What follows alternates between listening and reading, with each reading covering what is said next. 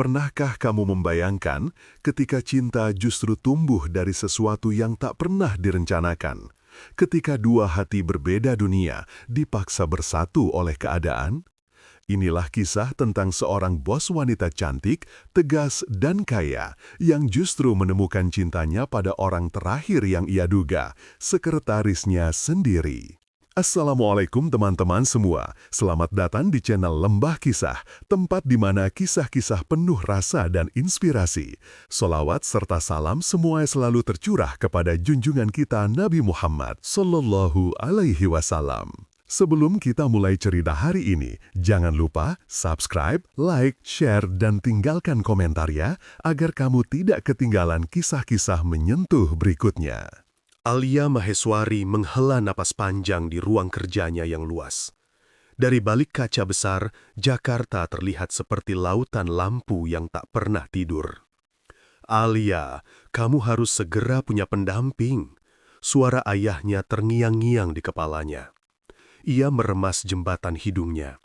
"Ayah tidak mengerti, hidupku tidak sesederhana itu," gumamnya frustrasi. Pintu diketuk pelan. "Bu Alia, saya masuk." Suara lembut Raka terdengar. "Masuk, Rak." Raka mendekat sambil membawa map. "Ini laporan untuk rapat besok pagi. Saya sudah revisi sesuai arahan Ibu." Alia mendongak. Matanya menahan lelah. "Terima kasih, Raka. Kamu selalu cepat." Raka tersenyum kecil. "Saya hanya berusaha membantu." "Hidupku kacau, Rak." Alia memotong. Suaranya lirih. Raka terdiam. "Ada yang bisa saya bantu?" Pandangan Alia menatap Raka lama. Dan saat itulah ide gila itu muncul. Ada satu hal.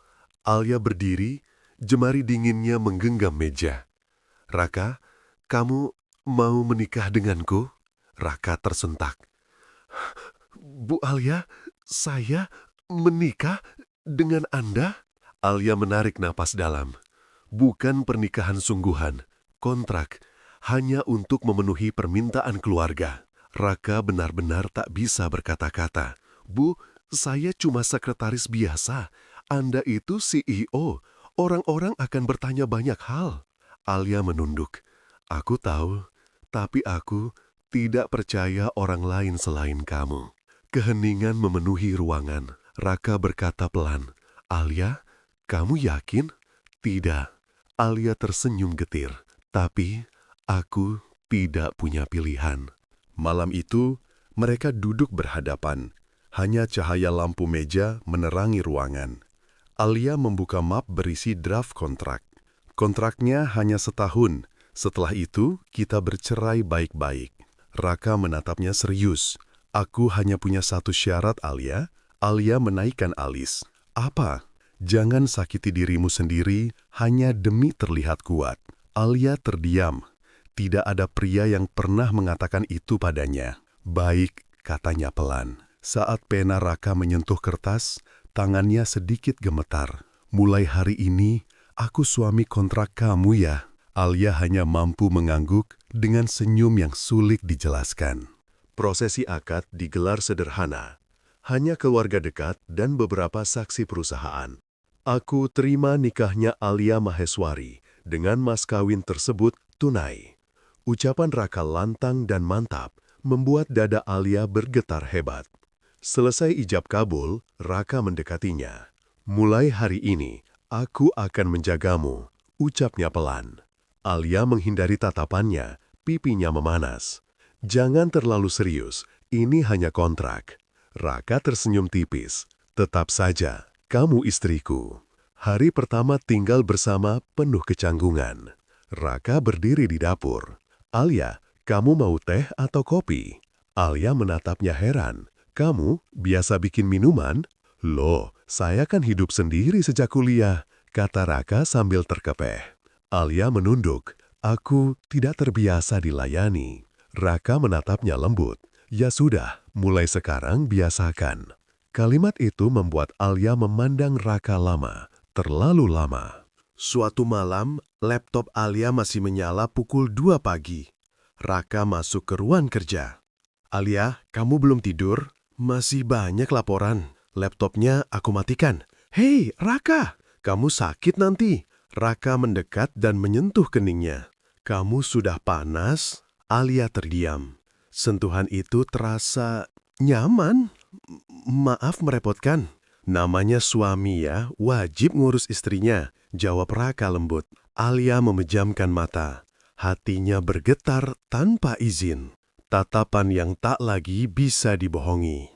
Keesokan harinya, Alia bangun dan melihat Raka terlelap di sofa samping ranjangnya. Ia berbisik, "Kenapa kamu selalu ada, Raka?"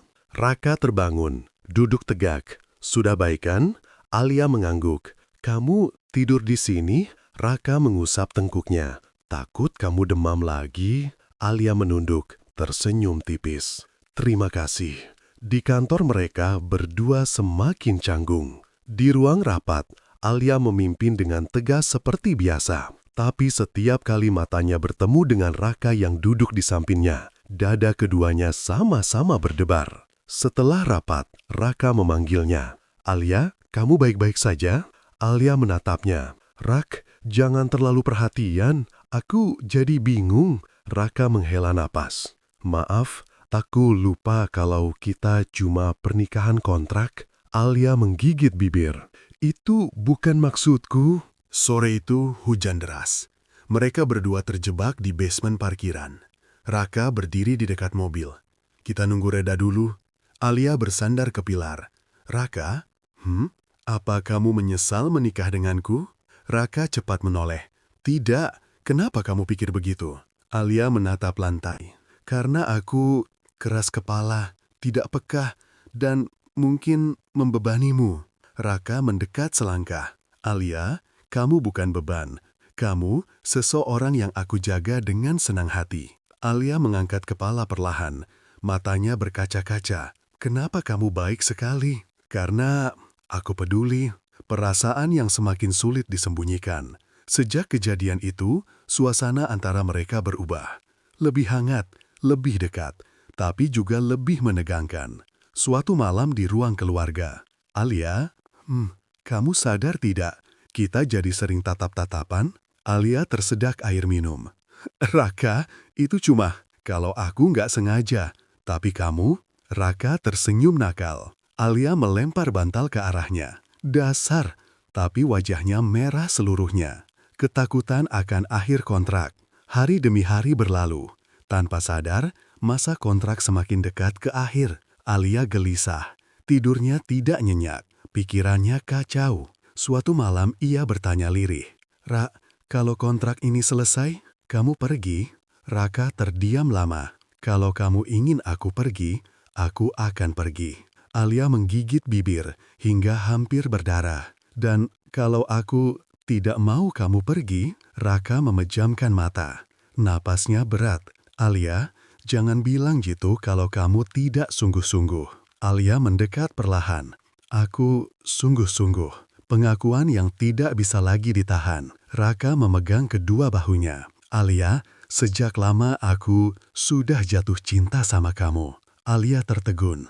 Air matanya menetes pelan. "Kenapa kamu tidak pernah bilang?" "Karena kamu, bosku. Karena kamu terlalu tinggi untuk kuraih." Alia menggeleng cepat.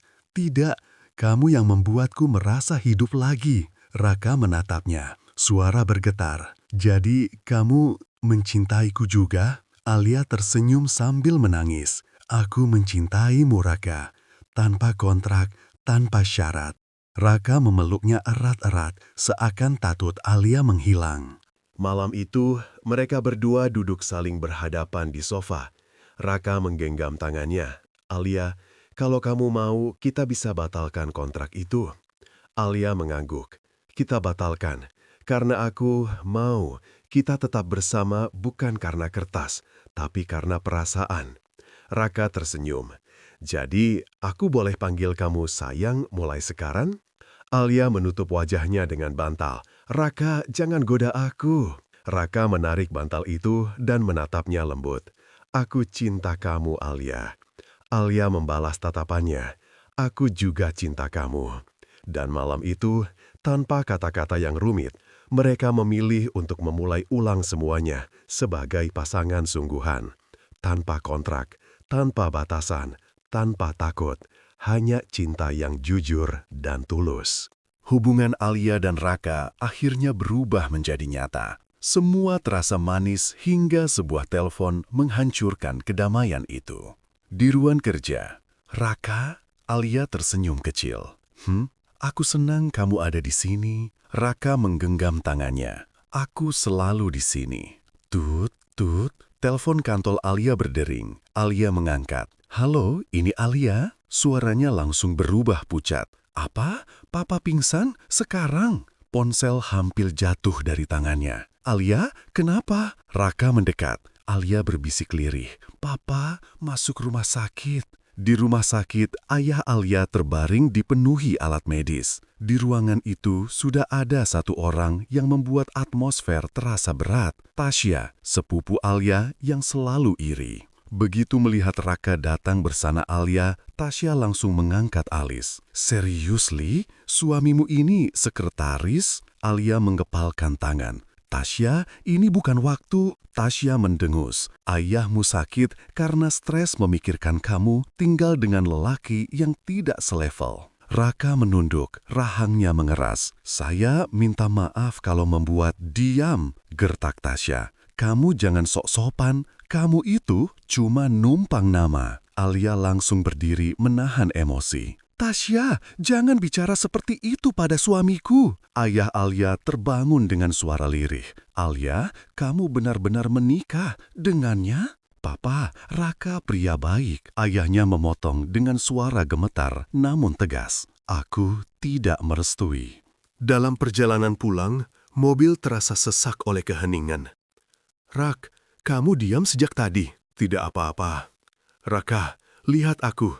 Apa kamu terluka karena ucapan mereka? Raka menarik nafas dalam. Jujur, iya Alia. Kata-kata mereka menusuk. Alia menghela nafas, memegang tangan Raka. Kamu tidak perlu merasa rendah diri. Alia, dunia kamu terlalu tinggi. Aku takut aku hanya akan mempermalukanmu di depan keluargamu.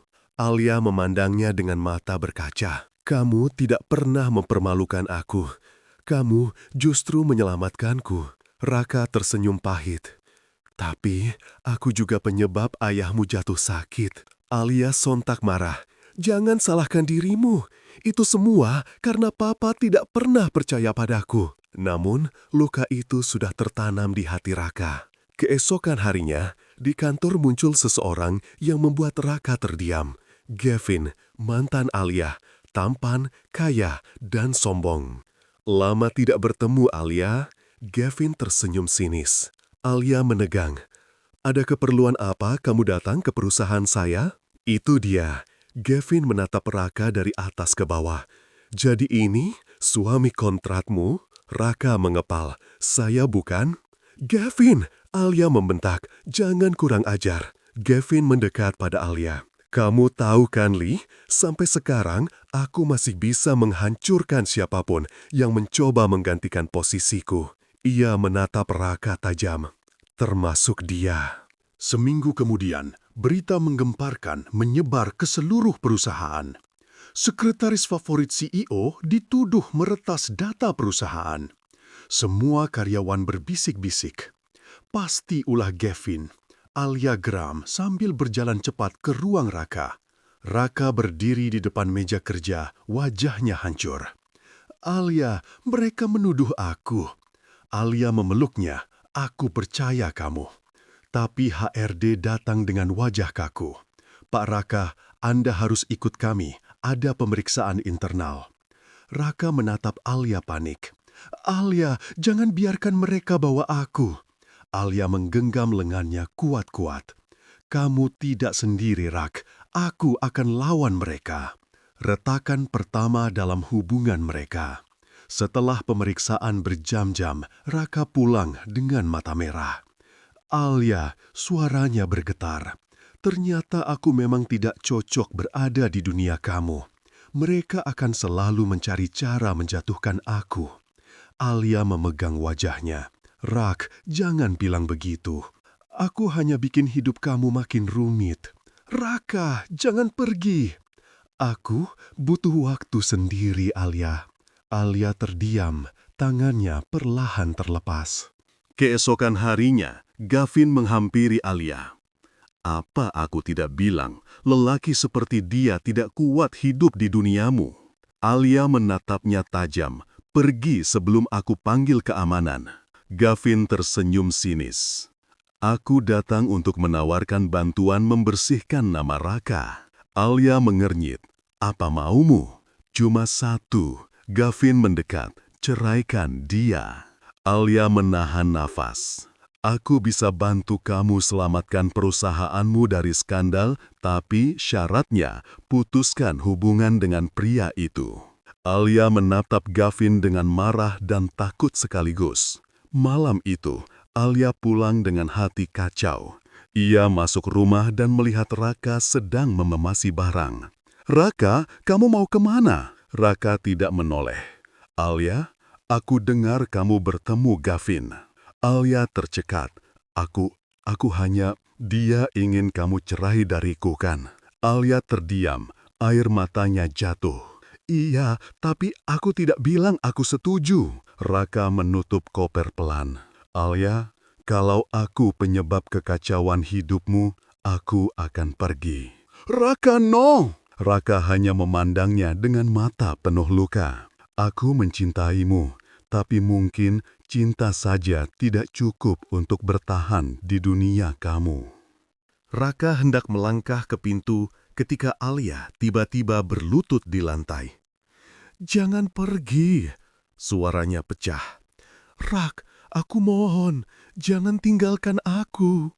Raka membalikkan badan, terkejut. "Alia, apa yang kamu lakukan? Berdiri!" Alia menggeleng keras sambil menangis. "Aku tidak peduli dunia, keluargaku, perusahaan. Yang aku mau hanya kamu." Raka menahan air mata. "Alia, kamu tidak seharusnya meminta seperti itu. Tapi aku mencintaimu." Alia meraih tangannya. "Aku tidak bisa hidup kalau kamu pergi." Raka merengkuh wajah Alia dengan kedua tangannya. "Jangan bilang begitu, kamu membuatku hancur." Tiba-tiba terdengar suara dari pintu terbuka. Wah, benar-benar drama murahan. Gavin berdiri sambil bertepuk tangan. Alia berdiri tergunjang. "Bagaimana kamu bisa masuk? Rumah ini milik keluargamu, ingat?" Gavin tersenyum penuh kemenangan. "Aku punya akses." Raka menghampiri dan menahan pintu. "Keluar!" Gavin menyeringai. "Kau pikir kamu siapa? Suami kontrak yang hidup dari belas kasihan Alia?" Raka mengepal tangan. "Aku suaminya. Titik." Gavin mendekat dan berbisik di telinga Raka. "Kau tidak lama lagi." Keesokan harinya, polisi datang ke kantor membawa surat penangkapan. Raka Aditya ditetapkan sebagai tersangka kasus peretasan dan penggelapan data perusahaan. Alia menjerit, "Tidak, ini tidak benar." Polisi menahan Raka. "Alia, tolong bilang kamu percaya aku." Raka menatapnya putus asa. Alia menangis keras. "Aku percaya kamu, Rak. Aku akan selamatkan kamu." Tapi Gavin berdiri di belakang polisi bersama Tasya. Senyuman mereka penuh kemenangan. Alia berdiri membela Raka di depan dewan direksi, keluarga, dan media. Tapi berita sudah tersebar, nama Raka hancur. "Bu Alia, suami Anda kriminal. Lebih baik Anda mundur." Alia menatap mereka dengan mata merah. "Kalau aku harus kehilangan jabatan demi menyelamatkan suamiku, aku akan lakukan." Kerumunan terdiam. Alia mengunjungi Raka di ruang tahanan. Raka tersenyum lemah. "Kamu tidak harus melakukan ini untukku." Alia menempelkan tangan ke kaca. "Kamu suamiku, Raka. Aku akan hancurkan siapapun yang menyakitimu." Raka meneteskan air mata. "Alia, maafkan aku. Semua ini terjadi karena aku masuk ke hidupmu." Alia menggeleng kuat. Tidak, Rak. Semua ini terjadi karena mereka takut akan kebahagiaan kita. Alia menemukan bukti pengkhianatan.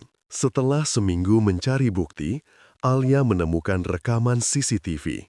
Gavin menyuap IT perusahaan dan memalsukan data agar seolah-olah Raka pelakunya. Alia menatap laptop sambil gemetar. "Gavin, kamu sudah menjebak suamiku."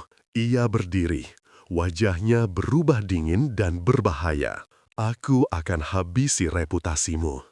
Alia menyerbu kantor Gavin dengan para pengacara dan bukti lengkap.